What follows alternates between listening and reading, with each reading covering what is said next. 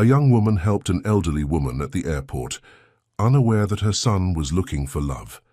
The fluorescent lights of Hartsfield-Jackson Atlanta International Airport buzzed overhead as Kelly Nadine Ellis hurried through Terminal B, her worn leather messenger bag bouncing against her hip.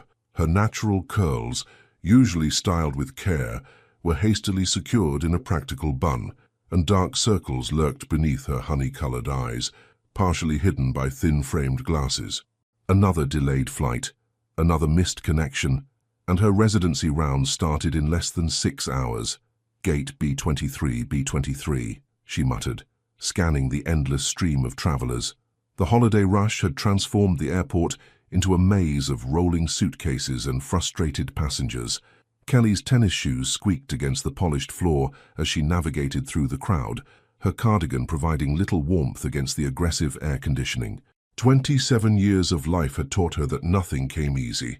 Her mother's words echoed in her mind. "Baby, you've got to work twice as hard to get half as far." The mantra had driven her through med school, through endless nights of study, through every door that seemed determined to close in her face. Now, as a pediatric resident, she lived those words every day, carrying them like a shield. The overhead speakers crackled. Final boarding call for Flight 2187 to Charlotte. Kelly quickened her pace, but something caught her eye. An elderly woman stood near the information board, her silver hair disheveled, hands trembling as she squinted at her boarding pass. Despite the urgency of her own situation, Kelly felt that familiar tug, the one that had led her to medicine in the first place. "Ma'am," Kelly approached, her voice gentle. "Are you having trouble finding your gate?" The woman turned, relief washing over her face. "Oh dear, yes, these boards. They keep changing, and my eyes aren't what they used to be. I'm Kelly. Let me help you with that." She took a closer look at the woman's boarding pass.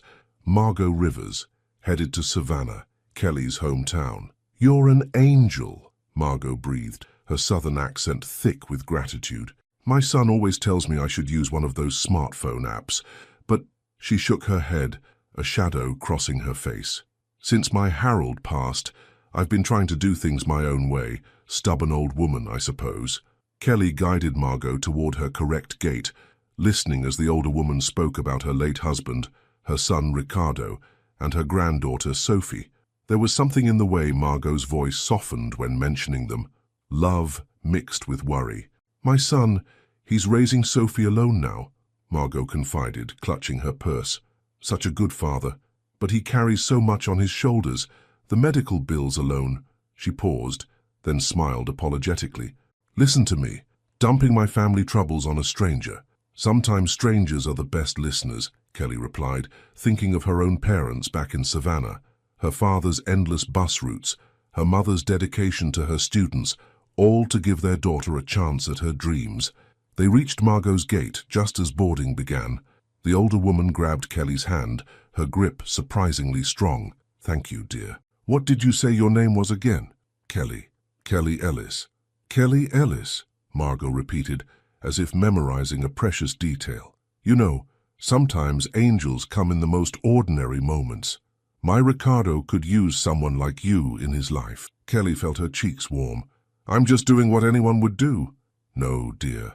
Not everyone stops. Not everyone sees." Margot's eyes twinkled. "You're special." "I can tell." As Kelly watched Margot board her flight, she glanced at her watch and suppressed a groan. Her own gate was at the opposite end of the terminal. She'd definitely miss her connection now, which meant another night of minimal sleep before rounds. Yet somehow she couldn't regret stopping. Her mother's voice whispered again in her mind, but this time with a different lesson. "Sometimes, baby, the detours are where life's sweetest moments hide." Kelly adjusted her bag and headed toward her gate, unaware that this simple act of kindness had set in motion events that would change not just her life, but the lives of a father and daughter she had yet to meet. In the sterile, fluorescent-lit corridors of Atlanta's busiest airport, destiny had just taken an unexpected turn. The night ahead would be long, and tomorrow's rounds would be brutal. But for now, Kelly allowed herself a small smile. Sometimes the best medicine wasn't found in textbooks or hospital corridors. Sometimes it was found in simple moments of human connection, in the quiet spaces between the rush and chaos of everyday life. As she finally reached her gate, Kelly pulled out her phone to email her chief resident about her delay. The screen reflected her tired face, and she saw what Margot had seen, not just exhaustion, but kindness. Maybe that's what her mother had meant about working twice as hard. Maybe it wasn't just about achievement, but about maintaining your humanity in a world that often seemed designed to strip it away. The gate agent announced another delay, and Kelly settled into an uncomfortable airport chair, her mind drifting to the stories Margot had shared. Somewhere out there, a father was raising his daughter alone, fighting battles she could only imagine. For a moment she wondered about them, these strangers connected by a chance encounter in an airport. Little did she know, her name was already being carried home to them, wrapped in the warmth of a grandmother's hope and the possibilities that lay ahead. Ricardo Rivers stared at the stack of bills on his kitchen counter, the early morning sun casting long shadows across the worn linoleum. His daughter's insulin supplies for the month, 847s. The new educational materials for his community center programs, $235. The repairs for the aging HVAC system in their modest rental, still pending. He ran a hand through his dark hair, the hint of grey at his temples betraying stress beyond his 31 years. "Daddy?" Sophie's voice pulled him from his calculations. She stood in the doorway of their small kitchen, her blue-framed glasses slightly askew on her nose, wearing her favorite pajamas covered in cartoon dinosaurs. "Can we have pancakes?" Ricardo's expression softened immediately. "Hey, princess!" He quickly shuffled the bills into a drawer. "Pancakes, huh? Let's check your sugar first, okay?" Sophie nodded, already holding out her finger with practiced patience. Her brown curls bounced as she hopped onto her designated kitchen chair, the one with the booster seat and the cushion she'd decorated herself with stickers of stars and rockets. Ricardo grabbed her testing kit, his movements automatic after 3 years of this morning routine. "Ready. 1, 2. He pricked her finger gently, and Sophie barely flinched. "That's my brave girl." While they waited for the reading, Sophie chattered about her dreams. And then the dragon turned into a butterfly, but it was still big enough to ride on. "And we flew to the moon for ice cream." Ice cream on the moon. Sounds pretty amazing. Ricardo checked the meter. 125. "Perfect range, sweetie." "Looks like pancakes are a go." As he mixed the batter, Ricardo glanced at the refrigerator door where Sophie's latest drawing hung, a crayon masterpiece of what she called their perfect day. He featured prominently in blue stick figure form, holding hands with a smaller purple figure, Sophie, both surrounded by hearts and stars. There was a third figure too, one Sophie had started adding to her drawings lately. A space she said was for someone special when we find her. The microwave clock read 6:47 a.m. They had precisely 43 minutes before they needed to leave. Sophie for kindergarten, him for the community center where he coordinated educational programs. His mother Margot usually helped with morning drop-off, but she'd been visiting family in Atlanta for the past few days. Can we put blueberries in them?" Sophie asked, now perched on her knees in her chair, watching him cook. "Would a dragon butterfly rider want anything less?" He sprinkled blueberries into the cooking pancakes, making a mental note to pick up more groceries. The fruit was getting expensive, but Sophie needed her fresh produce. He'd skip his own lunch again today to make it work. His phone buzzed, a text from his mother. "Just landed. The most wonderful thing happened at the airport. Can't wait to tell you, call me later." Ricardo smiled, tucking the phone away. His mother's wonderful things usually involved chatting with strangers. Since losing his father last year, she'd been trying to push herself to be more social, to embrace life again. He couldn't blame her. Grief was a familiar companion in their household. The memories of Lisa, his late wife, still lingered in these morning moments. She'd been the pancake expert, the one who could make them in shapes of animals and flowers.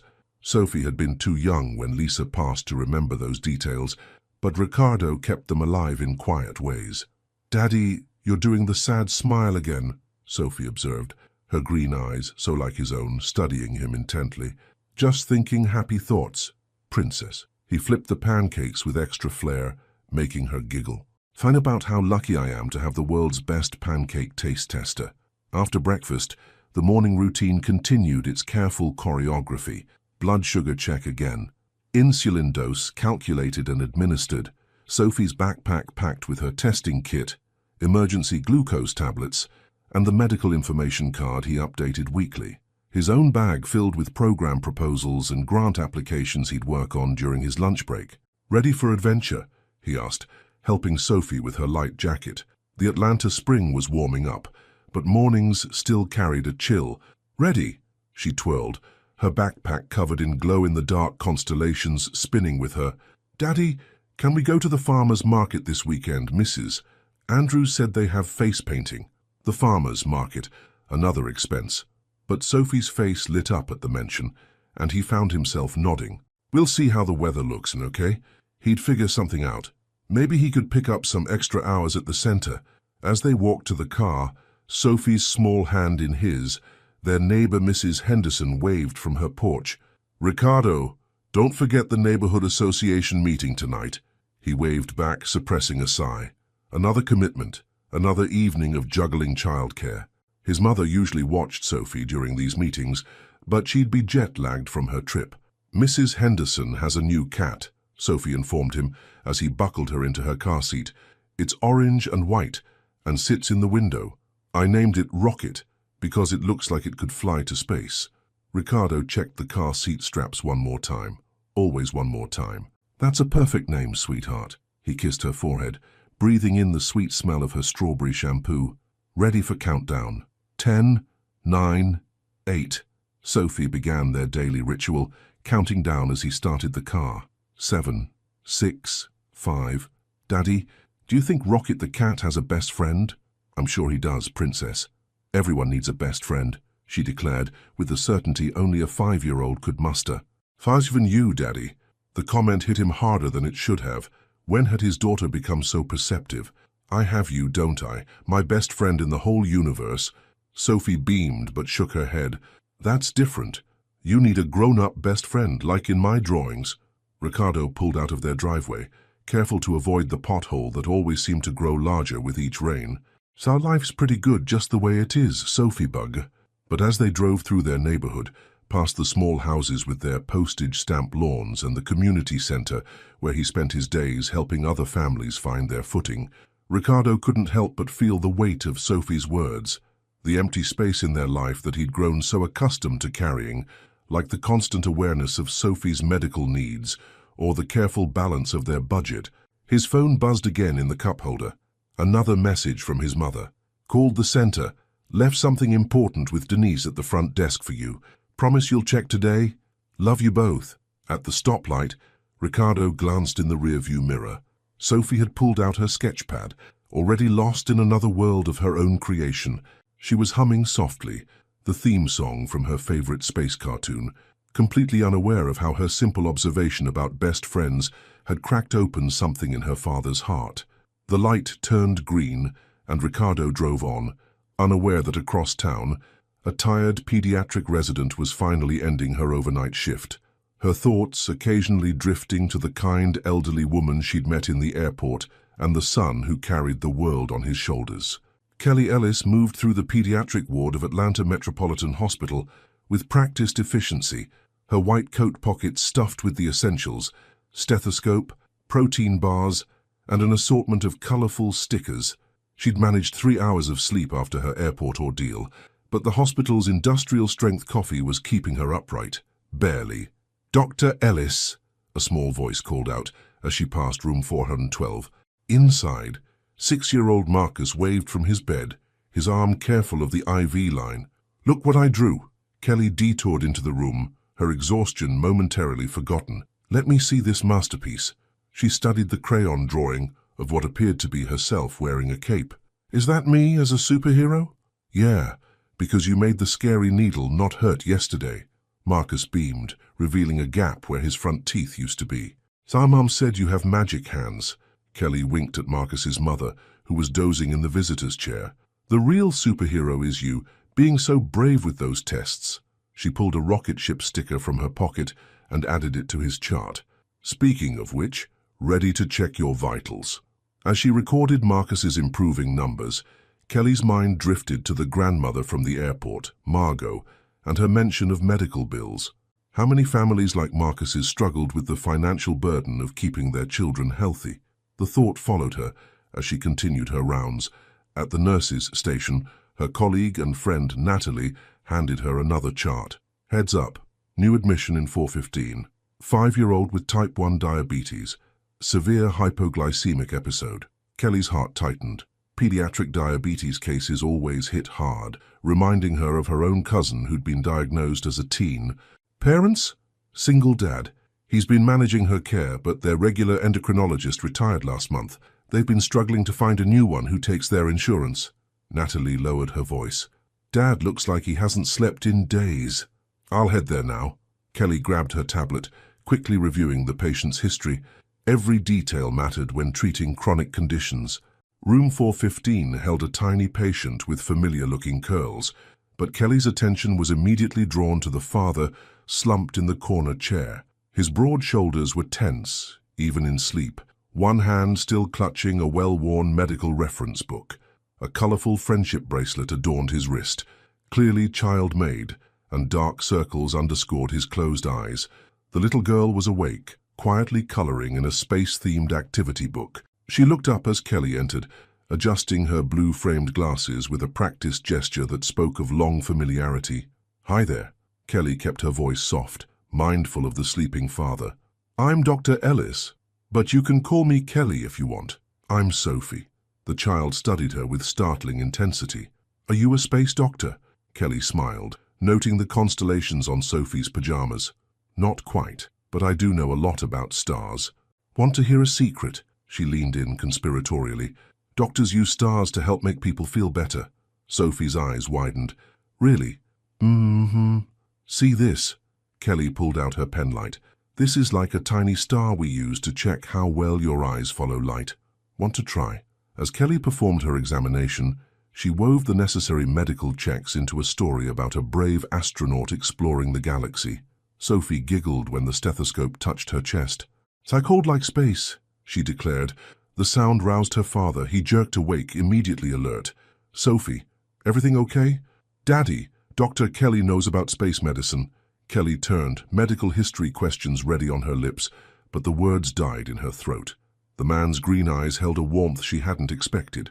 Despite their exhaustion, something about him seemed familiar. "Mr. Rivers?" She consulted her tablet to hide her momentary pause. "I'm Dr. Ellis. I've been reviewing Sophie's case." "Ricardo," he corrected, running a hand through his disheveled dark hair. "Sorry, I didn't mean to fall asleep. Sophie's numbers were all over the place last night, and with the insurance changes." He trailed off, clearly uncomfortable admitting their struggles. "No apology needed." Kelly pulled up Sophie's latest readings. "I see you've been keeping detailed logs of her glucose levels. That's incredibly helpful." Ricardo straightened, fully engaged now. "I track everything, meals, activity levels, insulin responses. The spreadsheet's on my phone, if you want to see it." Kelly nodded, impressed by his thoroughness. Many parents took months to develop such comprehensive monitoring systems. As Ricardo pulled up the data, their hands brushed briefly. A small jolt of awareness passed through Kelly, catching her off guard. "Dr. Ellis?" Natalie appeared in the doorway. "The lab results for room 412 are ready. Be right there." Kelly turned back to the Rivers family. "I'll review these numbers and be back soon. Sophie, want to work on drawing a space hospital while I'm gone?" Sophie nodded enthusiastically, already reaching for her crayons. "Can I draw you in it?" "I'd be honored." Kelly smiled, then addressed Ricardo. "Try to get some real rest, Mr. Rivers. Sophie's stable now, and we've got a great team watching her." Outside the room, Kelly leaned against the wall for a moment, taking a deep breath. Something about that family tugged at her heart in an unfamiliar way. Was it just empathy for their situation, or was it the way Ricardo's dedication to his daughter reminded her of her own father's sacrifices? The day progressed in its usual controlled chaos. Kelly checked on Marcus, consulted with 3 other families, and finally found time to eat half a protein bar while reviewing Sophie's detailed medical history. The more she read, the more impressed she became with Ricardo's management of his daughter's condition. Every decision was carefully considered, every treatment adjusted with precise attention to Sophie's responses. During afternoon rounds, she found Sophie teaching her father about space medicine with great enthusiasm. Ricardo played along, his earlier tension softened by his daughter's joy. The sight made Kelly's heart twist in an unexpected way. "Dr. Kelly," Sophie called out, "I finished the space hospital. Want to see?" The drawing showed a building floating among stars, with three figures in the foreground. One was clearly Sophie, another Ricardo, and the third, Kelly felt her cheeks warm. The third figure wore a white coat and held what looked like a star-shaped stethoscope. "That's beautiful, Sophie." Kelly examined the picture carefully. "Is that a shooting star next to the hospital?" "Yep, because shooting stars make wishes come true." Sophie looked at her father. "Right, Daddy?" Ricardo's gaze met Kelly's, something unspoken passing between them. Sometimes they do, Princess." Later, reviewing charts at the nurses' station, Kelly found herself thinking about wishes and shooting stars, about a tired father's gentle hands checking his daughter's glucose levels, about the way Sophie's face lit up talking about space, despite her medical challenges. "Earth to Kelly." Natalie waved a hand in front of her face. "Oh, you've been staring at that same page for 5 minutes." Kelly blinked, refocusing on the admission forms. "Sorry, just thinking about the Rivers case. They need a good endocrinologist, someone who'll work with their insurance situation." Natalie's knowing look made Kelly squirm. "And this has nothing to do with those soulful green eyes Mr. Rivers was giving you. I'm their doctor, Nat. For now. They'll be discharged soon." Natalie's smile was gentle. "You know, being professional doesn't mean you have to be alone forever." Kelly thought of the endless nights she'd spent studying, the relationships she'd put on hold for her career, the way her mother worried about her working too hard, living too little. "I'm not alone. I have my patients, my work, and a protein bar for dinner." Natalie pointed to Kelly's half-eaten snack. "When was the last time you did something just for you?" The question lingered as Kelly finished her shift. In the locker room, changing out of her scrubs, she found herself thinking about the airport, about Margot Rivers and her stories of her son and granddaughter. The pieces suddenly clicked into place. They were the same Rivers family. What were the odds? Destiny, her mother would call it. Science, her medical training argued. But as Kelly gathered her things to head home, she couldn't help but wonder if sometimes they were the same thing. Different words for the patterns that brought people together, for the invisible threads that connected lonely hearts across crowded cities. Her phone buzzed. A text from her mother. "Baby, you work so hard at healing others. Don't forget to let your own heart heal too. Love you." Kelly smiled, thinking of Sophie's space hospital drawing. Maybe some wishes did come true, not in grand gestures or shooting stars, but in quiet moments between heartbeats, in the gentle recognition of one soul finding another. Margot Rivers sat in her son's modest living room, watching him pack Sophie's backpack for her first day back at school after the hospital stay. The morning sun filtered through worn curtains, casting a warm glow on the medical supplies Ricardo methodically arranged. "You should have called me as soon as she was admitted," Margot said softly, her hands wrapped around a mug of chamomile tea. "I would have come straight from the airport." "You needed rest after your trip, Mom." Ricardo double-checked the glucose tablets in the front pocket. "Besides, we had good care." Margot's eyes sparkled. "Yes, about that care. Dr. Ellis seemed quite wonderful." Ricardo's hands stilled for a moment. "She's professional and thorough. Sophie really connected with her. And she's the same Kelly I met at the airport." Margot set down her mug. "You know, sometimes the universe has a way of—" "Mom." Ricardo's tone carried a gentle warning. "She's Sophie's doctor. Was Sophie's doctor," he corrected himself. "That's all." "Is that why you've read her discharge instructions 5 times? Margot nodded toward the papers on the coffee table. "Or why you've been staring at that business card she gave you about the endocrinologist referrals?" Before Ricardo could respond, Sophie bounded into the room, wearing her favorite dress, the one with planets and stars scattered across a deep blue background. Her curls were slightly wild, defying the neat pigtails he'd attempted earlier. "Daddy, can we go to the farmer's market after school, please?" She clutched her latest drawing to her chest. "I made something special I want to bring." Ricardo glanced at his mother, who was already reaching for her purse. "I can handle school pickup," she offered. "You've got that community center meeting anyway." "The market's expensive," Ricardo began, but Sophie's face fell so quickly that he found himself adding, but maybe we can go for a little while, just to look around. Sophie's smile returned full force. Yes, and maybe we'll see Dr. Kelly there. She told me she likes farmers' markets. Margot's knowing look made Ricardo busy himself with adjusting Sophie's glasses. Remember what we talked about, Princess. Dr. Ellis is very busy with her other patients, but she said she goes to the market sometimes. Sophie's voice held the unshakable logic of a 5-year-old. And I want to give her my picture of the space hospital. She never got to take it home. Across town, Kelly stood in her small apartment kitchen staring at her empty refrigerator. Her long shifts had left little time for grocery shopping, and the wilted lettuce and expired yogurt weren't exactly breakfast material. The farmer's market would be open soon. Fresh produce would be a good start to her rare day off. Her phone buzzed with a text from Natalie. Heard the Rivers girl went home yesterday. Dad looked disappointed you weren't on shift for discharge. Kelly ignored the flutter in her stomach and typed back, "Just doing my job. How's she doing?" The response came quickly. "Blood sugar stable. Dad called twice to check in.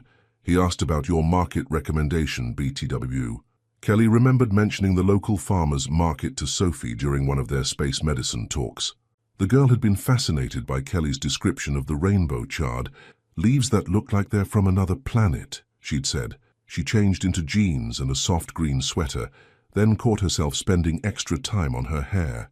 "It's just groceries," she muttered to her reflection, but she still put on her favorite pearl earrings, a graduation gift from her parents. The market was already bustling when Kelly arrived. Morning sun warmed the rows of stalls, the air rich with the scent of fresh bread and early spring flowers. She was examining heirloom tomatoes when a familiar voice cut through the market chatter. "But Daddy, we haven't checked all the stalls yet." Kelly turned to see Sophie Rivers pulling her father by the hand through the crowd. Ricardo looked more rested than he had in the hospital, dressed casually in a blue Henley that brought out the green of his eyes. He was laughing at something Sophie had said, and the sound made Kelly's heart skip. Sophie spotted her first. "Dr. Kelly, look, Daddy, I told you she'd be here. The stars knew." Ricardo's eyes met Kelly's, surprise and something else flickering across his face. "Dr. Ellis, Kelly, hi. Fancy meeting you here." Kelly smiled, trying to ignore how her pulse quickened. "How are you feeling, Sophie?" "Good. I did all my checks this morning, and Daddy said the numbers were perfect." Sophie bounced on her toes. "And look what I brought you." She thrust a slightly crumpled paper toward Kelly.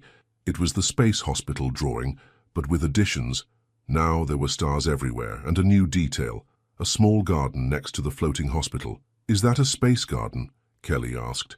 "Yep, because you said you like fresh vegetables, and astronauts need healthy food too." Sophie beamed. "Do you like it?" "I love it." Kelly's voice was soft. "This is definitely going on my refrigerator." Ricardo cleared his throat. "Sophie, why don't you go look at the flower store with Grandma? Stay where I can see you." Once Sophie skipped off, an awkward silence fell between them. Ricardo spoke first. "I wanted to thank you, not just for the medical care, but for understanding her, making it all less scary. She's a special kid." Kelly gestured to the tomatoes. "Want some expert advice on picking the best ones? Since you're here anyway." Ricardo's smile was hesitant. "I should warn you, our grocery budget is pretty strict. Then you definitely need my help. My dad taught me all the tricks for finding good deals." She picked up a slightly imperfect tomato. "See this one? They'll sell it cheaper because of the mark, but it's perfectly good inside." They fell into an easy rhythm, moving from stall to stall. Kelly shared her mother's tips for stretching produce through the week, while Ricardo talked about Sophie's favorite vegetables. Neither mentioned how their hands brushed when reaching for the same bell pepper, or how their shoulders touched as they navigated the crowded aisles. At the herb stand, Kelly found herself sharing stories about her residency training. Ricardo listened intently, offering glimpses of his own life, the challenges of running community programs, the joy of helping other families find resources they desperately needed. "That's actually why we're here," he admitted, selecting a bunch of affordable spinach. "The center's starting a healthy cooking program for kids. I'm hoping to learn what kinds of produce might work best." "That's amazing." Kelly watched him carefully count out cash for the purchase. "You know, if you ever need a medical perspective for the program, we couldn't afford to hire." "I wasn't thinking about payment." Their eyes met again, and Kelly felt that same jolt of connection. Sometimes it's about more than money. Before Ricardo could respond, Sophie returned with Margot, clutching a single daisy. "Look what Grandma got me. Can we get one for Dr. Kelly, too?" "Oh, sweetheart, that's not—" Kelly began, but Sophie was already running back to the flower stall. Margot watched her granddaughter go, then turned to Kelly with twinkling eyes. "You know, I had a feeling about you at the airport. Mother's intuition, you might say." "Mom," Ricardo warned, but he was smiling. "What? I'm just saying it's nice to see my airport angel again." Margot patted Kelly's arm. "Size, you should come to dinner sometime. Sophie makes excellent pretend tea." "Mother, actually," Kelly found herself saying, "I'd like that." She pulled out her phone. "Why don't we exchange numbers for medical follow-up purposes?" Ricardo's fingers trembled slightly as he entered his number into her phone. Their eyes met once more, and this time the connection felt like a promise, fragile but full of possibility. Sophie returned with not one but 3 daisies, proudly presenting them to Kelly. "Because 3 is a magic number," she declared, "like 3 wishes, or 3 astronauts in a spaceship, or—" she looked between Kelly and her father, "or 3 people having dinner together." The adults laughed, but there was a current of truth beneath the child's innocent observation. As they said their goodbyes, Kelly clutching her daisies and Sophie's drawing, she felt something shift in her carefully ordered world, like a constellation rearranging itself into a new pattern, equally beautiful but somehow more complete. Later that evening, as Kelly pinned the space hospital drawing to her refrigerator, her phone buzzed with a text from Ricardo. "Sophie wants to know if astronaut doctors like spaghetti. Asking for a friend." Kelly smiled, tracing the stars Sophie had drawn around her figure in the picture. She typed back, "Astronaut doctors love spaghetti, especially with fresh tomatoes." The 3 daisies found their way into a small vase by her window, their simple beauty a reminder that sometimes the best things in life came not from careful planning, but from letting your heart guide you to the right stall in life's marketplace. Kelly stood outside the river's modest single-story home, a recycled paper bag in her arms, filled with fresh ingredients from the market. The porch light cast a warm glow on potted plants and a small chalk drawing that was unmistakably Sophie's work, stars and planets decorating the concrete. Her finger hovered over the doorbell as uncertainty crept in. Was she crossing a professional line? The hospital's ethics guidelines about patient relationships echoed in her mind. But Sophie wasn't her patient anymore. She'd made sure of that, personally arranging the transfer to Dr. Patterson, a skilled endocrinologist who'd agreed to work with their insurance. This was just dinner, just a thank you from a grateful family. The door swung open before she could ring, revealing Sophie in a sparkly apron clearly designed for someone 3 times her size. "Dr. Kelly, I saw you through the window. Did you know we have a telescope? I want to see it." "Sophie," Ricardo's voice carried from inside, "let Dr. Ellis at least come in first." "Just Kelly," she reminded them, stepping into the small but welcoming living room. Textbooks and medical references shared shelf space with children's stories and craft supplies. A wall calendar was covered in carefully noted appointments and glucose readings. Everything spoke of a life organized around love and care. I brought some things for dinner." Kelly held up her bag. "Fresh vegetables for the sauce and garlic bread," Sophie bounced hopefully. "And garlic bread," Kelly confirmed with a smile. "Your dad mentioned it was your favorite." Ricardo emerged from the kitchen, wiping his hands on a towel. He'd changed from his work clothes into a soft grey sweater that made his eyes look like sea glass. "You didn't have to bring anything." "I wanted to." Their eyes met, and that now familiar warmth bloomed in Kelly's chest. "Besides, I heard someone's making their famous space spaghetti tonight." "That's me!" Sophie grabbed Kelly's hand. "Come see how we make the sauce look like a nebula." The kitchen was small but organized, with Sophie's medical supplies neatly arranged in a dedicated cabinet. A step stool stood by the counter, clearly Sophie's cooking station. The air was rich with the smell of simmering sauce and something else, possibility maybe, or hope. "First," Ricardo said, "someone needs their evening check." Sophie was already climbing onto her special chair, finger extended. Kelly watched their practiced routine, noting how Ricardo made it feel like a game rather than a medical procedure. "Houston, requesting blood sugar levels for our chief astronaut. Mission control receiving. Sophie giggled as Ricardo checked the reading. What's our status? Commander Dad. All systems normal. Space Cadet Sophie. He recorded the number in a logbook, then turned to Kelly. Would you like to help with the nebula source? What followed was possibly the most entertaining cooking session Kelly had ever experienced. Sophie directed operations from her step stool, insisting that the vegetables be cut into star shapes for extra space power. Ricardo moved around them both with easy grace, his shoulder occasionally brushing Kelly's as they worked in the confined space. Daddy makes the best spaghetti, Sophie informed Kelly while carefully tearing basil leaves. He learned from the Food Channel because... She paused, something flickering across her young face. Because cooking together is fun, Ricardo finished smoothly. But Kelly caught the shadow in his eyes, because his wife was gone, and he had to learn for Sophie's sake. Kelly picked up a piece of carrot. You know, astronauts have to be excellent cooks. All those experiments with space food. Sophie's eyes widened. Really? Really?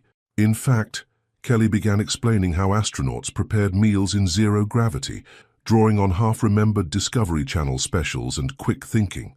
Sophie hung on every word, while Ricardo watched them both with an expression that made Kelly's heart flutter. As the sauce simmered, Sophie insisted on giving Kelly the grand tour. This is Mission Control, she announced, showing off her bedroom. Star charts covered the walls, and a handmade solar system mobile hung from the ceiling. Daddy helped me make it scientifically accurate. Almost accurate, Ricardo corrected from the doorway. Jupiter's a little smaller than it should be. We ran out of papier-mâché. Kelly studied the mobile. The attention to detail is amazing. You even included Pluto. Pluto counts in this house, Sophie declared firmly. Even if it's different, it's still special. The words hung in the air, carrying more weight than the child probably intended. Kelly thought about differences, about a single father learning to cook, about a little girl counting carbohydrates, about a doctor who couldn't seem to keep her professional distance from this family. Dinner was served on mismatched plates with spacecraft stickers decorating the rims. Sophie insisted Kelly sit next to her because astronaut doctors need to stick together. The conversation flowed easily, punctuated by Sophie's stories about school and her latest space discoveries. And then Lucas said girls can't be astronauts, Sophie reported, twirling spaghetti expertly. But I told him about Dr. Mae Jemison and how she was a doctor and an astronaut. Right, Dr. Kelly? Absolutely right, Kelly smiled. For there's no limit to what girls can do in space or on Earth. See, Daddy, Dr. Kelly knows. Sophie's fork paused halfway to her mouth. Is that why you're not married? Because you're busy being an astronaut doctor? Sophie, Ricardo began, but Kelly touched his arm gently. It's okay. She turned to Sophie. I'm not married because I haven't found the right co-pilot yet.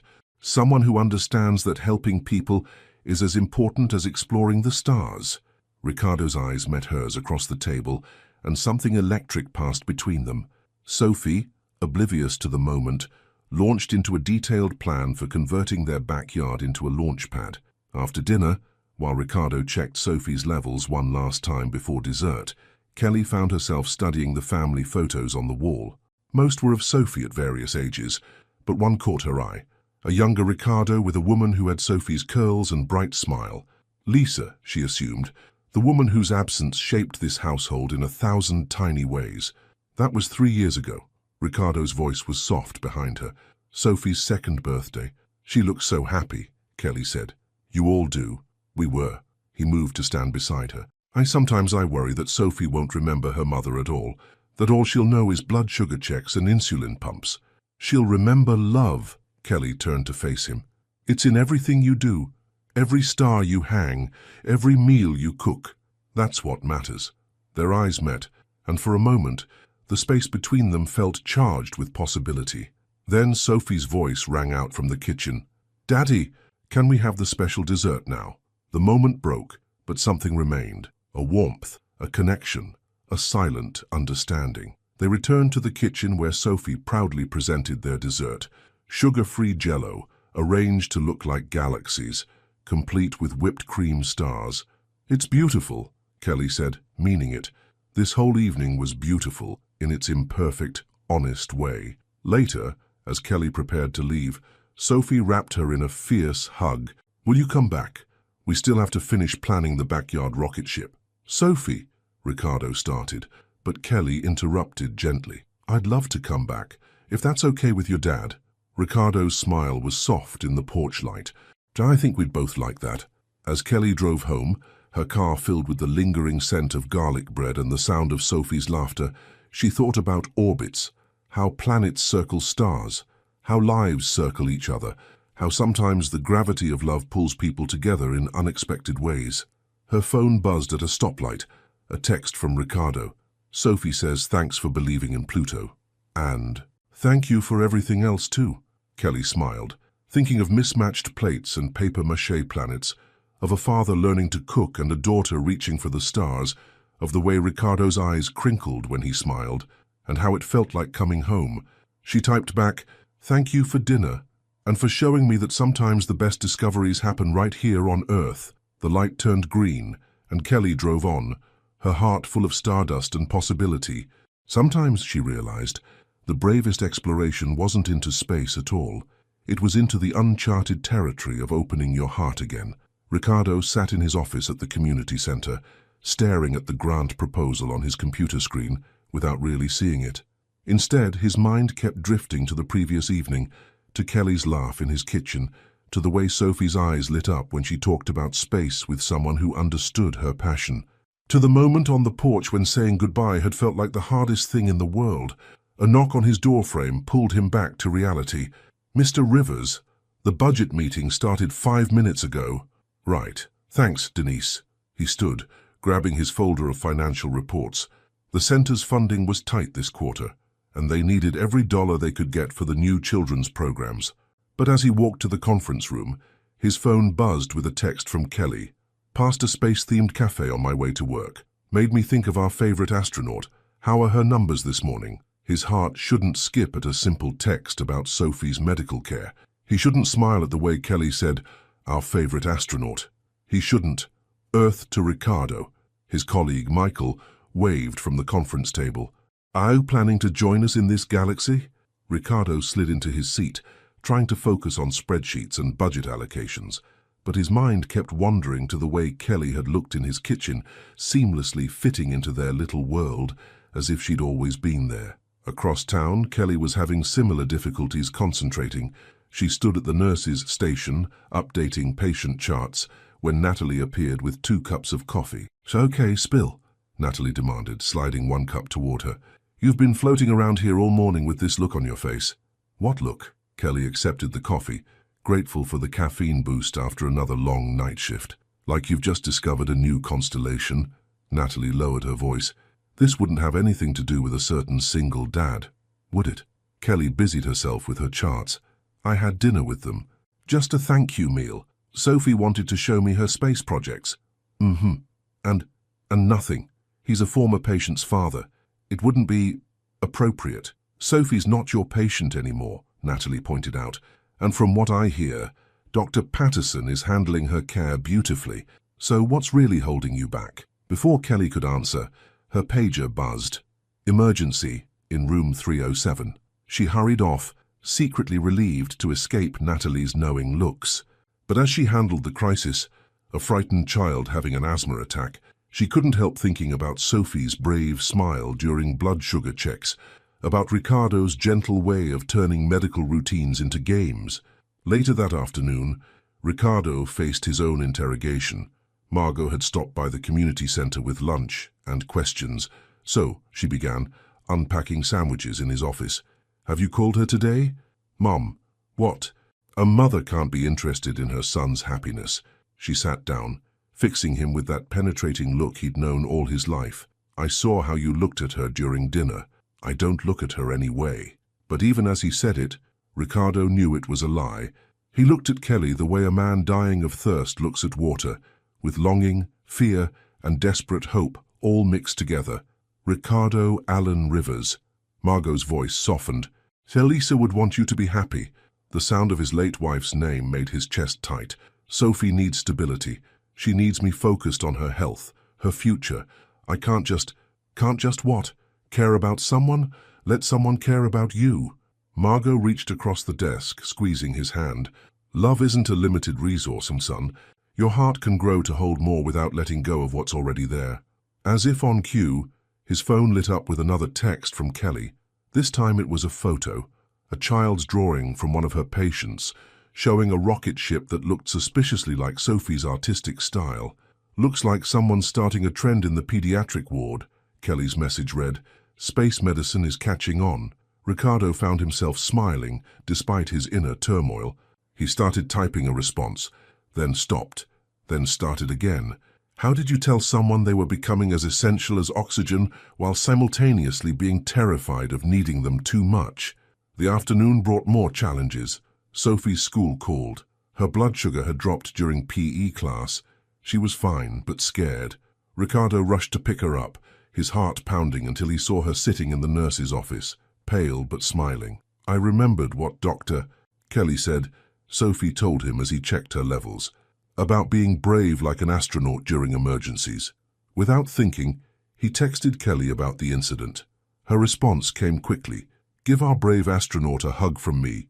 Want me to bring over some sugar-free popsicles later? They're approved for space travel. The offer made his throat tight. It would be so easy to say yes, to let Kelly bring comfort not just to Sophie, but to him. To admit that somehow, in the space of a few weeks, she'd become someone they both looked for in times of stress and joy alike. But the weight of responsibility pressed down on him. Sophie's medical needs, the community center's struggling budget, the memory of Lisa, the fear of losing someone else he loved. The word echoed in his mind like a warning bell. When had that happened? How had he let Kelly slip past his carefully constructed walls? Daddy? Sophie's voice pulled him back. Can Dr. Kelly come over? She knows the best space stories for when I'm scared. Ricardo looked at his daughter, really looked at her. Past the medical concerns and daily worries, he saw what she saw. The possibility of more love, more joy, more family. The simple wisdom of a child who hadn't yet learned to fear happiness. His fingers moved over his phone. Popsicles would be great. Sophie could use some space medicine right now. At the hospital, Kelly stared at his response, her heart racing. She should maintain professional distance, should focus on her career, should remember all the reasons why getting involved with the former patient's family was complicated. Instead, she found herself stopping at the store after her shift, carefully selecting popsicles and, on impulse, a small stuffed astronaut bear, because sometimes the heart knew better than the head what was right. As she drove toward the river's home, Kelly thought about her mother's favorite saying, "Baby, sometimes the scariest steps are the ones that lead you exactly where you need to be." She was terrified of caring too much, of not caring enough, of stepping into a family's life and changing its orbit forever. But as she pulled into their driveway, seeing Sophie's face light up in the window, seeing Ricardo standing in the doorway with that look that made her knees weak, Kelly realized something. Some things were worth being scared for. Some people were worth the risk of falling. Some loves came into your life like distant stars, seemingly small at first, until you realized they were actually suns, capable of warming entire worlds. "Dr. Kelly," Sophie called from the door. "How did you bring space snacks?" Kelly grabbed her bags on, smiling. "Even better. I brought a space friend who really wants to meet the bravest astronaut in Atlanta." Ricardo's eyes met hers over Sophie's head, and in that moment, they both knew. Whatever this was between them, this fragile, beautiful, terrifying thing, it was already too late to stop it. Their hearts had called out to each other across the vast space of their fears and doubts, and somehow, impossibly, wonderfully, they had heard each other's answer. The emergency room buzzed with controlled chaos as Kelly rushed through the sliding doors, still wearing her casual clothes from her day off. The text from Ricardo had been brief, but terrifying. Sophie's blood sugar won't stabilize. At Atlanta Metro ER. She found them in Curtain Bay 3. Sophie curled up on the hospital bed, Ricardo holding her hand, his face ashen. A junior resident Kelly didn't recognize was reviewing Sophie's charts. "I'm Dr. Ellis," she announced. Dr. Mode taking over despite her unofficial status. "I'm familiar with Sophie's case." The resident looked up, relieved. "Dr. Ellis." The patient's blood glucose has been resistant to correction. We've administered... Kelly, Sophie's weak voice interrupted. You came. Of course I did, brave astronaut. Kelly moved to the bedside, professional assessment warring with personal concern. Want to tell me what happened? Ricardo's voice was rough. Everything was fine at dinner. Normal readings. Then at bedtime, he ran a hand through his disheveled hair. I should have noticed something was off earlier. It's not your fault, Kelly said firmly, reading Sophie's charts. Sometimes these episodes just happen. But internally, her mind raced through possibilities. Sophie, sweetie, did you try any new foods today? Sophie nodded weakly. At Maddie's birthday party, her mum said the cake was sugar-free. Understanding dawned on Kelly's face. Did it taste different than usual sugar-free treats? Another nod. Kind of weird, but I didn't want to be rude. Kelly turned to the resident. Check for hidden sugars, possibly alternative sweeteners her system isn't used to, and let's get a more detailed metabolic panel. Hours passed in a blur of tests and treatments. Kelly stayed, navigating the delicate line between medical professional and whatever she was becoming to this family. She explained procedures to Ricardo in terms he could understand, distracted Sophie with space stories during blood draws, and gently corrected the resident's approach when needed. Dawn was breaking when Sophie's numbers finally stabilized. The little girl had fallen asleep, her color returning to normal, her breathing steady. Ricardo stood by the window, staring out at the emerging day. You should get some rest, Kelly said softly, joining him. They'll keep her for observation, but she's stable now. I can't leave her.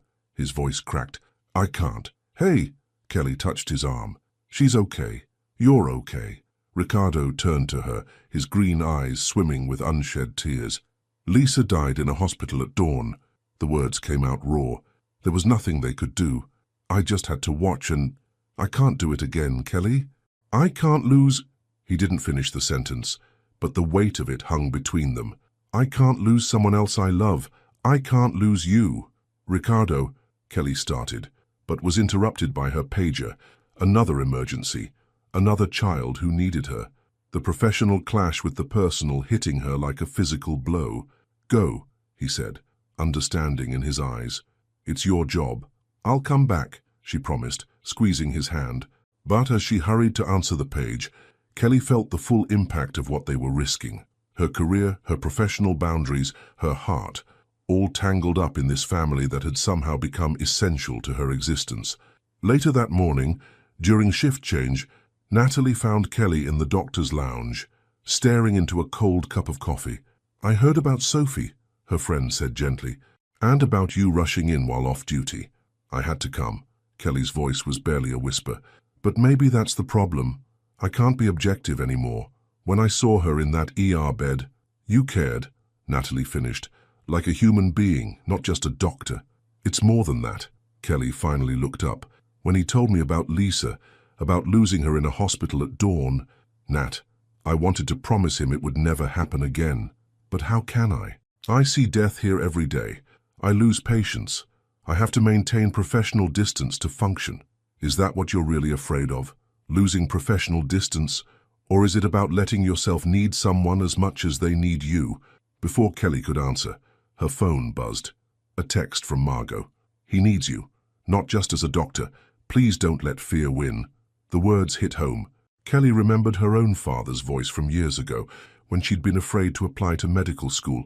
Baby girl, the biggest risks often lead to the greatest healing. She made her decision. Walking back into Sophie's room, Kelly found Ricardo asleep in the visitor's chair, his hand still holding his daughter's. Sophie was awake, quietly drawing on a pad the nurses had brought her. Hey, Space Cadet, Kelly whispered. What are you creating? Sophie held up her drawing. It showed 3 figures holding hands inside a heart-shaped space station. It's us, she said simply, because Daddy's scared, but he's less scared when you're here, and I'm less scared too. Kelly felt tears prick her eyes. Can I tell you a secret, Sophie? Sometimes grown-ups get scared because they love people so much. That's silly, Sophie declared. Love should make you brave, like astronauts. Out of the mouths of babes, Kelly thought. She looked at Ricardo's sleeping face, at the worry lines that even rest couldn't smooth away. at the way he'd organized Sophie's medical supplies on the bedside table, always prepared, always caring, always protecting. Maybe Sophie was right. Maybe love should make you brave, brave enough to risk your heart, brave enough to embrace joy, even knowing that life offered no guarantees. Ricardo stirred, his eyes finding Kelly's immediately. "You came back. Always will," she said, and meant it. The morning sun painted the room in shades of gold, so different from the harsh fluorescent lights of night. Sophie worked on her drawing, humming softly. Ricardo's hand found Kelly's, their fingers intertwining naturally. "I'm scared too," Kelly admitted quietly, "of caring this much, of not being able to fix everything, of losing—" "Me too." Ricardo's thumb traced patterns on her palm. "But Sophie told me something wise earlier. She said that astronauts have to trust their team, that nobody explores space alone." Kelly smiled through tears she hadn't realized were falling. "Smart kid." "Smart like her mum," Ricardo said softly. "Lisa would have liked you. She always said love was about building bridges, not walls." In the bed, Sophie held up her finished drawing triumphantly. "Sad, look, I added stars all around us, because Daddy says home is where your heart feels safe and stars make everything safer." Kelly looked at the picture, at this child's vision of love and family, drawn in crayon and hope, at Ricardo's tired but tender smile, at their joined hands, bridging the space between professional and personal, between loss and love, between fear and faith. "You know what?" she said. "I think the stars have the right idea. Everything looks clearer when you're brave enough to shine." 3 weeks after Sophie's emergency room visit, Kelly stood in her apartment, staring at her closet with uncharacteristic indecision. The community center was hosting a family science night, and Ricardo had asked her to help run the health education booth. "Just as a medical expert," he'd said, but his eyes had told a different story. Her phone buzzed with a text from Ricardo. "Sophie's insisting on wearing her NASA shirt to help set up. Says we need to look professional for the space medicine demonstration." Kelly smiled, finally selecting a casual blue dress that could work for both education and whatever this evening might become. She'd been spending more time with the Rivers family since that night in the hospital. Movie nights, weekend trips to the science museum, quiet dinners after Sophie's bedtime, where she and Ricardo talked about everything and nothing. The community center bustled with activity when she arrived. Children darted between makeshift display tables, while parents helped set up exhibits. She spotted Ricardo directing traffic, sleeves rolled up, his coordinator mode in full swing. "Dr. Kelly," Sophie's voice rang out across the room. She ran over, her NASA shirt slightly too big, likely a hand-me-down. "Come see our booth. I made all the signs myself." The health education booth had been transformed into Space Medicine Station, complete with hand-drawn astronauts and medical symbols. Construction paper stars hung from the ceiling, and a poster board explained basic health concepts using space metaphors. "The human body is like a spacecraft," Sophie explained proudly, pointing to her drawings. "It needs the right fuel and regular maintenance checks." "That's actually a brilliant way to explain it," Kelly said, genuinely impressed. She turned to Ricardo. This was Sophie's idea. He nodded, pride evident in his smile. "She remembered how you explained her diabetes care using space references. Thought other kids might understand health better the same way." Kelly, Denise, Ricardo's colleague, approached with a clipboard. "Thank goodness you're here. We've got 20 kids signed up for the first aid demonstration, and Ricardo says you're the expert." The evening flew by in a whirlwind of enthusiasm and learning. Kelly taught basic first aid using space survival scenarios, while Sophie assisted by handing out astronaut badges to kids who mastered each skill. Ricardo moved between groups, but she felt his eyes on her constantly, saw his smile when she made the children laugh. During a quiet moment, he brought her a cup of water. "You're amazing with them," he said softly. "There's the way you make everything both fun and meaningful. I had a good teacher."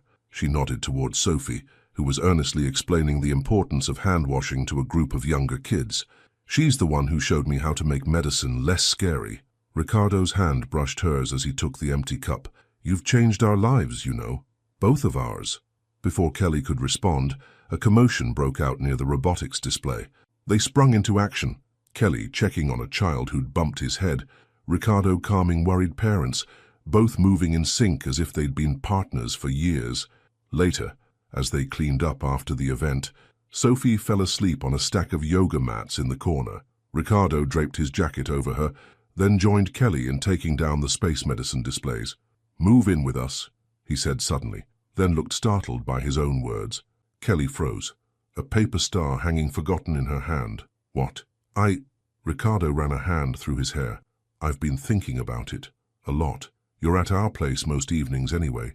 Your lease is up next month. You mentioned that last week. And Sophie, she lights up every time you walk through the door. We both do." "Ricardo," Kelly's heart raced. "It's a huge step. Sophie's still adjusting to all the changes in her life, and your job here and my hospital schedule." "I know." He stepped closer, taking her hands. "I know all the logical reasons why we should wait, but I also know that every morning I wake up thinking about you, and every night I wish you were there for one more bedtime story, one more good-night kiss. I know that Sophie asks if you'll be home for dinner like it's the most natural question in the world. I know that when I picture our future, you're always in it. What about Lisa?" Kelly asked gently. "Her memory, her space in your lives. Lisa will always be Sophie's mother, always be part of our story." Ricardo's voice was soft but sure. "But she taught me that love grows, that family can expand, that hearts don't have limited space. They just make room for more love. Like the universe," came a sleepy voice from the corner. Sophie sat up, Ricardo's jacket sliding off her shoulders. "It's always getting bigger." Kelly laughed through sudden tears. "How long have you been awake, little astronaut?" "Long enough." Sophie padded over, wrapping her arms around Kelly's waist. "Please say yes.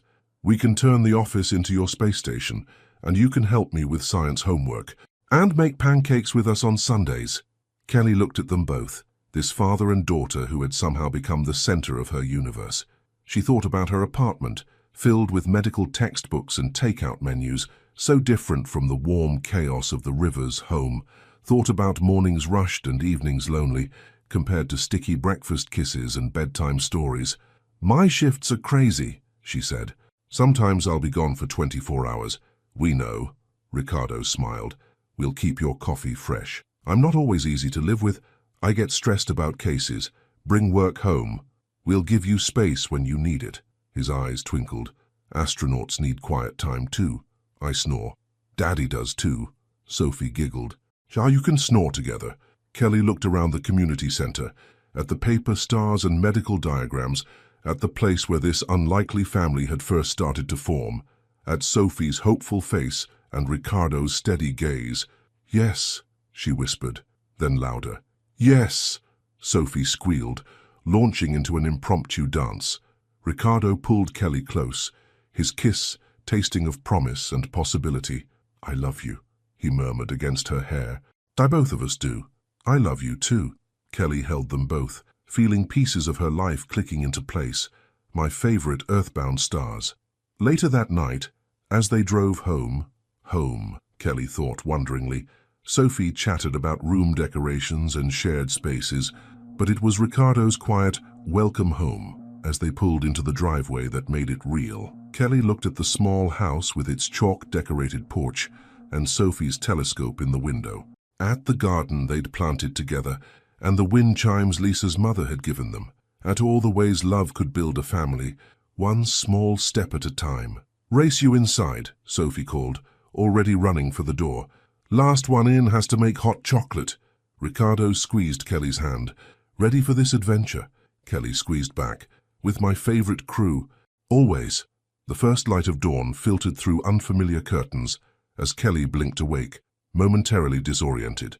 Then she felt Ricardo's steady breathing beside her, heard the soft whir of Sophie's nightlight in the next room, and remembered this was home now. Her clothes hung next to Ricardo's in the closet. Her medical journals shared shelf space with Sophie's space books, and her coffee mug had found its place in the morning routine. But living together wasn't all romantic moments and family breakfasts. Reality had crept in during the past 2 weeks, bringing with it the challenges of merging two independent lives into one shared space. Kelly's pager buzzed, a sound Ricardo was still adjusting to at odd hours. She slipped out of bed quietly, but he stirred anyway. "Emergency," he mumbled, reaching for her hand. "Probably I'll text you." She kissed him softly. Go back to sleep." In the hallway, she nearly tripped over Sophie's telescope, recently relocated from her room to better see the stars. Or so she claimed. Kelly suspected it had more to do with watching for her return on late nights. The hospital was chaos when she arrived. A multi-car accident had brought in several pediatric traumas, and Kelly lost herself in the work, the focused intensity that had defined her life before the Rivers family. Hours blurred together, until Natalie appeared with coffee and a knowing look. "Rough morning to be called in early," her friend commented. "Wasn't this supposed to be your day to help with Sophie's science project?" Kelly's heart sank. The lunar phase diorama. She'd promised to help before school. Checking her phone, she found messages from both Rivers. Sophie. "It's okay, Dr. Kelly. Daddy helped me finish. But I saved you some space rocks to paint." Ricardo. "She understands. We both do. Stay safe. Love you." The messages warmed her heart, but also twisted something inside her. They did understand. They were almost too understanding. Sometimes she wondered if they were trying so hard to accommodate her schedule that they weren't expressing their real feelings. That evening, she came home to find Sophie and Ricardo in the kitchen, surrounded by what appeared to be the aftermath of a baking experiment gone wrong. "We tried to make galaxy cookies," Sophie announced, her face streaked with purple food coloring. "They're a little creative. That's one word for it," Ricardo laughed, holding up what might have once been a star-shaped cookie, now resembling more of a cosmic blob. "We thought you might need cheering up after your rough day." Kelly felt tears prick her eyes. "You didn't have to. We wanted to," Ricardo said simply, pulling her into a flour-dusted embrace. "Besides, Sophie has a theory about failed cookies. They taste better," Sophie declared, "because they're unique, like shooting stars." Later, after Sophie was in bed, Kelly and Ricardo sat on the porch swing, sharing the last of the cosmic cookies. The night air was warm, filled with cricket song and the distant hum of the city. "I'm sorry about this morning," Kelly began, but Ricardo shook his head. "Don't. You're a doctor. We knew what that meant when we asked you to move in." He paused, choosing his words carefully. "But maybe we could talk about finding some balance, not for the emergencies. Those are non-negotiable, but for the regular stuff." Kelly tensed. "What do you mean?" "I mean," he took her hand, tracing the lines of her palm. "Maybe we could set aside one evening a week that's just for us. Barring emergencies, of course. Mom's already offered to take Sophie regularly, and maybe one morning a week for family breakfast, even if it has to be at 5 a.m. before your shift. You'd do that. Get up that early just for breakfast." "Kelly," his voice was soft but serious, "we'd do a lot more than that to have you in our lives, but we need to find rhythms that work for all of us. Sophie misses you, not in a bad way, but in a saving things to tell you way. And You what? I worry that you're stretching yourself too thin trying to be perfect at everything. Perfect doctor, perfect partner, perfect, whatever we're calling this role, with Sophie." The words hit home. Kelly had been trying so hard to prove she could handle it all, her career, their relationship, Sophie's needs, that she hadn't noticed how exhausted she was becoming. "I'm scared," she admitted. "Scared of letting everyone down. The hospital and you, Sophie? Scared that if I can't do it all perfectly, you'll realize this was a mistake." Ricardo pulled her closer. "The only mistake would be pretending we don't need to work on this together. Remember what Sophie says about astronauts. They have to trust their team." Kelly smiled, remembering, "because nobody explores space alone." "Exactly." He kissed her temple. "So let's be a team. Figure out our mission parameters, set our course, make adjustments when needed." Inside, Sophie's nightlight cast star-shaped shadows on the hallway wall. Kelly watched them dance, thinking about teams and trust and the courage to be imperfect. "Okay," she said finally. "Let's start with weekly family breakfast. Tuesday mornings. I can usually swap shifts to start later." Tuesday mornings it is." Ricardo smiled. "Sophie will be thrilled. She's been wanting to show you her new pancake design, something about constellations made of blueberries. And evening dates? Thursday nights. Mom's bridge club meets Wednesday, but she said Thursday would be perfect for regular Sophie time." They began planning, adjusting their personal orbits to create something sustainable. Kelly felt tension she hadn't even recognized begin to ease. This was what family meant. Not perfection, but dedication. Not flawless execution, but constant loving effort. A shooting star streaked across the sky and they both made silent wishes. Kelly's was simple, for the wisdom to navigate this new life with grace, the strength to be present even when tired, and the courage to let love guide her home even on the darkest nights. "What did you wish for?" she asked Ricardo. He smiled, pulling her closer on the swing. "Can't tell, but I think it's already coming true." Inside, Sophie's telescope stood sentinel in the hallway, its lens pointing toward the future they were building together. On its base, barely visible in the dim light, she'd taped a new sign, "Our Family Observatory." Kelly traced the words with her finger, feeling their weight and promise. Some observations required precision instruments, like the telescope or her medical equipment. But the most important things, love, family, belonging, those you could see with your heart. "Come to bed," Ricardo asked, holding out his hand. Kelly took it, ready to face whatever adjustments tomorrow might bring. Because that's what families did. They adjusted, adapted, and kept loving through all the phases of life's moon. 6 months after Kelly moved in, the river's backyard had transformed into a celebration of love and family. Paper lanterns shaped like stars hung from trees, casting a warm glow over gathered friends and family.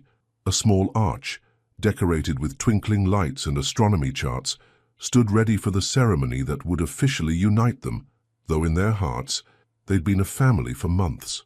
Kelly stood at Sophie's bedroom window, watching guests arrive. Her simple white dress caught the evening light, elegant but practical enough for dancing with a certain 5-year-old who'd insisted on being both flower girl and junior astronaut of honor. "Ready, baby?" her father asked from the doorway. In his bus driver's uniform, he'd insisted on driving one last route before the ceremony. He looked both proud and nervous. Almost. Kelly adjusted her pearl earrings, the same ones she'd worn to the farmer's market that fateful day. "Is Sophie?" "Running mission control with your mother in the kitchen," he smiled. "That child's got everything organized down to the minute. Says timing is crucial for optimal star viewing conditions." Kelly laughed, thinking of the careful schedule Sophie had drawn up, complete with stick figure illustrations and precise times for each event. Some things had changed over the months. Sophie now called her Mom Kelly when she was excited, but her attention to detail remained constant. In the kitchen, she found her mother and Sophie putting final touches on the cake. Its dark blue frosting held carefully placed sugar stars, forming actual constellations. "Mom Kelly," Sophie bounced over, her special dress, decorated with glow-in-the-dark constellations, twirling. "Look, we got all the stars in exactly the right places. And Daddy says we can use the telescope later to find them for real." Kelly knelt, careful of her dress, to hug her soon-to-be official stepdaughter. "It's perfect, my brave astronaut. Everything's perfect." "Almost everything," her mother corrected with a smile. "You still need your something borrowed." She held out a delicate silver bracelet. "Your father gave me this on our wedding day. It's seen 30 years of love and counting." As her mother fastened the bracelet, Kelly caught sight of Margot through the window, arranging flowers with tears in her eyes. The older woman had become like a second mother, her initial matchmaking instincts proven right in ways none of them could have imagined. The back door opened, and Natalie poked her head in. "It's time. Everyone's ready," and Ricardo's about to wear a hole in the grass pacing. Sophie took Kelly's hand. "Don't be nervous, Mom Kelly. Daddy says when you find your home among the stars, everything else falls into place." "When did you get so wise, little one?" "I've always been wise," Sophie declared. "I knew you were our missing piece as soon as you knew about space medicine." The ceremony itself was simple but meaningful. Ricardo waited under the arch, his green eyes bright with tears when Kelly appeared. Sophie stood between them, holding both their hands as they exchanged vows. "Kelly," Ricardo's voice was steady despite his tears, "you entered our lives like a shooting star, bright, unexpected, and exactly what we needed. You didn't just help us heal, you showed us how to reach for new dreams. With you, our family isn't defined by what we've lost, but by how much love we've found." Kelly squeezed Sophie's hand, drawing strength from her presence. "Ricardo, Sophie, you taught me that the greatest discoveries aren't made in hospitals or laboratories, but in the quiet moments of everyday love. You're my home, my constellation, my reason for believing in magic and medicine in equal measure. Sophie tugged on their hands. Can I say something too? The officiant nodded, smiling, and Sophie turned to face the gathered guests with all the seriousness a 5-year-old could muster. When my first mom went to heaven, Daddy said she became a star watching over us, but he was sad a lot, and I was scared sometimes because my body doesn't work like other kids. Then we met Mom Kelly, and she knew about space and medicine, and she made us both smile again. And now we're a whole family, like the whole solar system instead of just planets floating around. There wasn't a dry eye in the gathering. Kelly knelt to hug Sophie, not caring about her dress anymore. We love you so much, brave girl. The reception was a blend of elegance and whimsy. Tables featured centerpieces of books, medical texts and astronomy guides arranged with flowers. The dance floor lights mimicked starlight, and instead of a traditional first dance song, they swayed to David Bowie's Space Oddity at Sophie's insistence. As evening deepened, Ricardo set up Sophie's telescope. Children and adults alike took turns viewing the real stars while enjoying cosmic-themed desserts. Kelly found herself surrounded by love in all its forms, her parents dancing with Sophie, Margot sharing stories with Natalie, Ricardo's community center colleagues mingling with her hospital team. Penny, for your thoughts, Mrs. Rivers. Ricardo's arms slipped around her waist. Just thinking about orbits. She leaned back against him. How the right gravitational pull can create something beautiful and lasting. Mom, Kelly, Daddy, Sophie called from the telescope. Come quick, I found it. They joined her at the telescope, where she proudly pointed out a particular star. That's the one I wished on, she announced. The night you came to dinner with the space popsicles. I wished we could be a forever family. Ricardo lifted Sophie into his arms. Looks like that star has good hearing.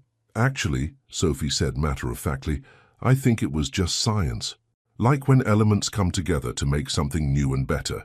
Chemistry and astronomy both? Kelly laughed. You're going to be unstoppable, little astronaut.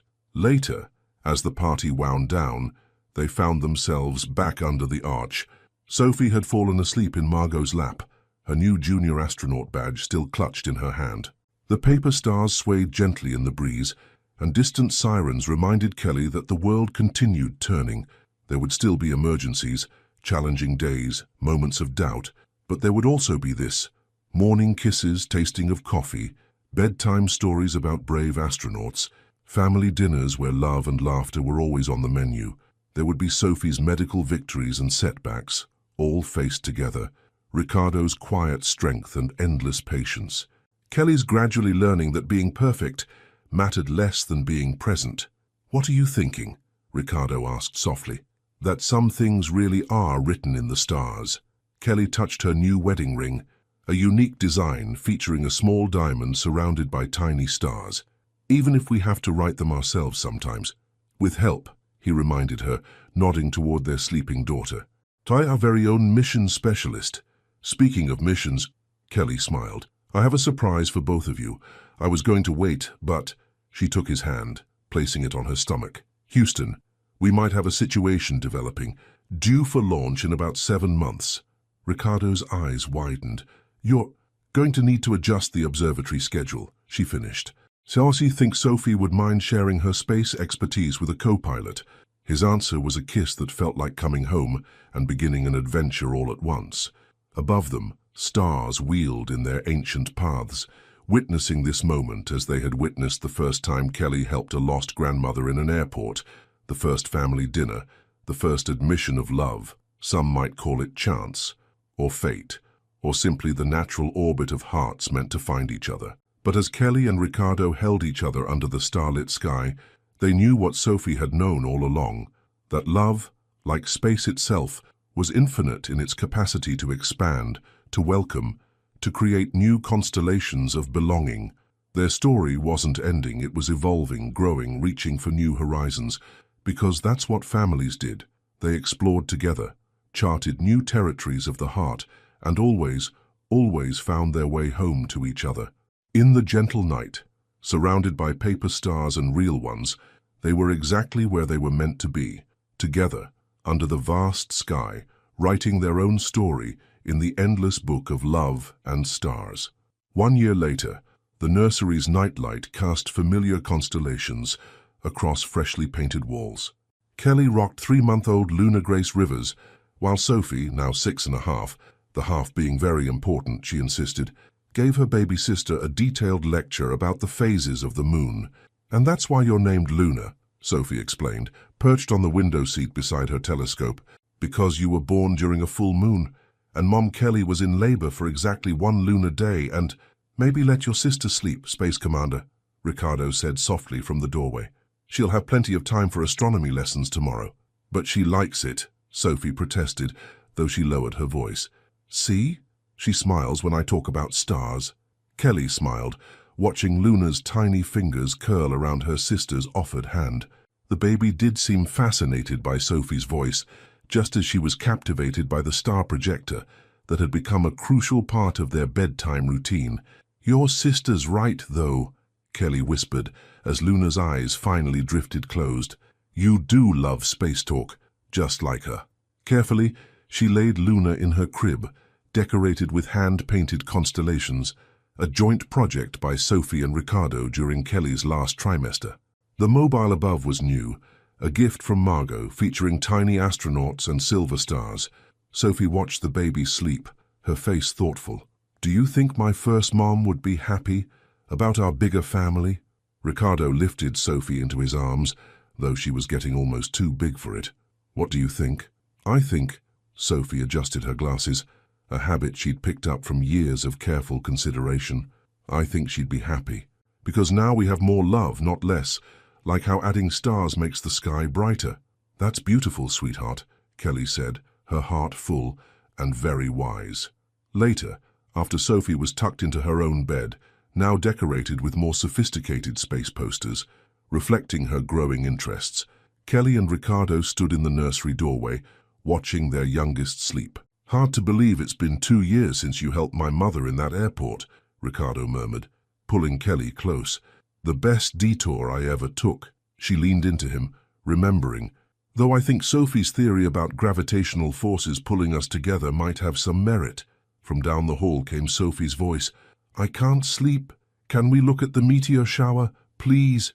It's a special celestial event." They shared a knowing look. Some things hadn't changed, and hopefully never would. 20 minutes, Kelly called back. "And you have to wear your warm jacket." The 3 of them ended up in the backyard, Luna secured in her carrier, sleeping peacefully against Kelly's chest. Sophie set up her telescope with practiced ease, while explaining the difference between meteors and meteorites to her baby sister.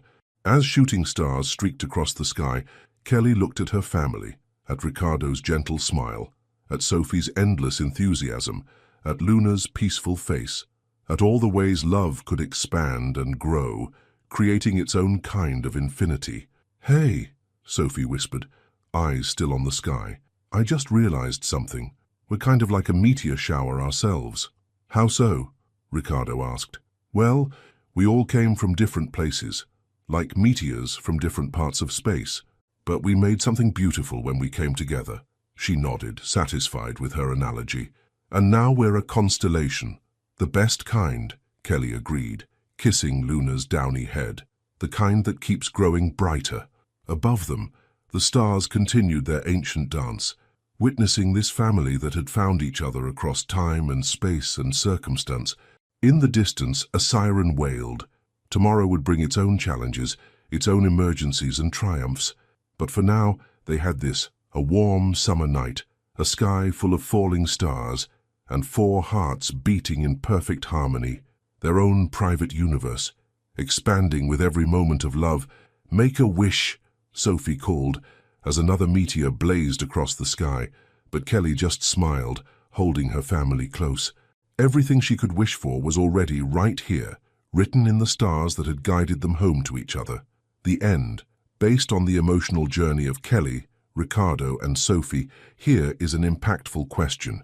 If love is like the universe, infinite and ever-expanding, what was the moment in the story that touched your heart the most? Was it when Kelly helped Margot at the airport without knowing that this act of kindness would change her life? When Sophie drew her perfect family, before it even existed? Or perhaps when Ricardo finally found the courage to open his heart again, showing that love has no limits, only new horizons to explore. Your participation in the channel is very important. Please leave your opinion in the comments. Thank you so much for watching until the end. If you enjoyed this story, don't forget to subscribe to the channel, leave a like, and comment your thoughts. Your participation is very important to us. See you next time.